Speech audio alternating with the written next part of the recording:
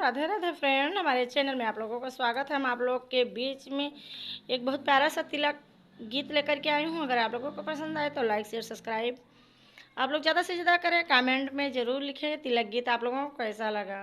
तो ये तिलक का गीत हमारे भांजे का तिलक है 22 तारीख को, तो ये स्पेशली उन्हीं के लिए जा रहा है। तो आप लोग तिलक गीत सुने और कमेंट में अच्छा अच्छा कमेंट लिखें।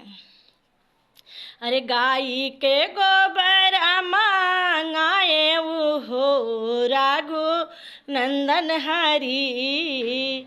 अरे गाई के गोबर मांगाए हो राघु नंदन हरी।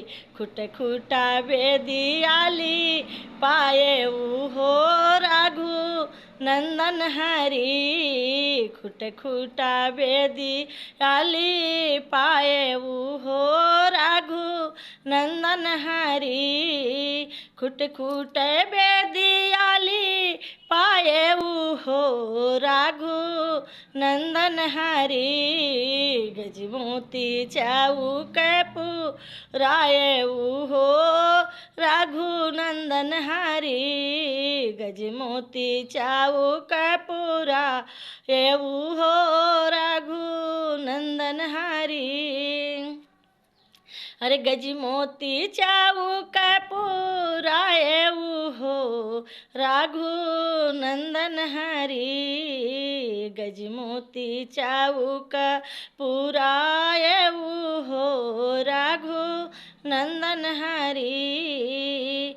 अरे सरजू के पानी सोने के लोटा कलश धरायो हो राघु नंदन हरी।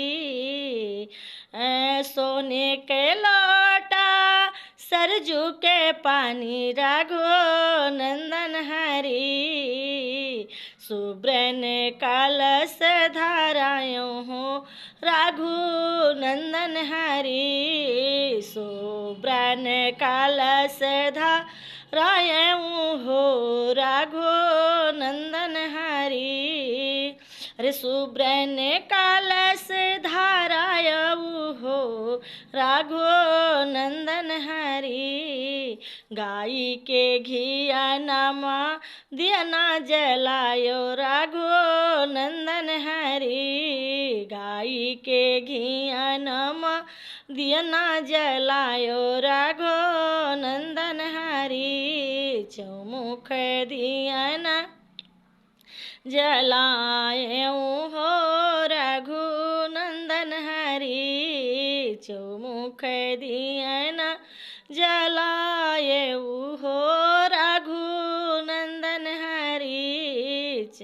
अरे चौमुख दिया ना जलाए हो राघु नंदन हरी। सोने ने आखत धराए हो राघु नंदन हरी। हीरा मोती आखत धराए हो राघु नंदन हरी।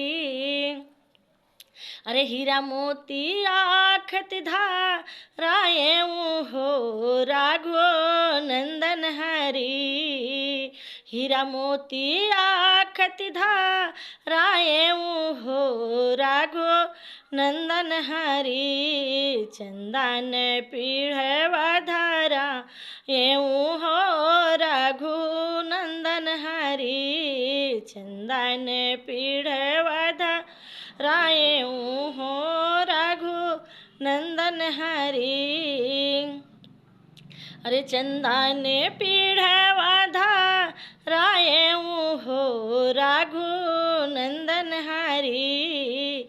चंदन पीढ़वा धराए हो राघु नंदन हरी। से पीढ़वा बैठते वारी रामा पुतवा राघु नंदन हरी। से पीढ़वा बैठाई तेवारी रामा पुतवा राघु नंदन हरी। अधे पीढ़वा बैठे सा जन के रिधिया राघु नंदन हरी। गधे पिढ़वा बाई ठैसा जन केरी धिया राघु नंदन हरी।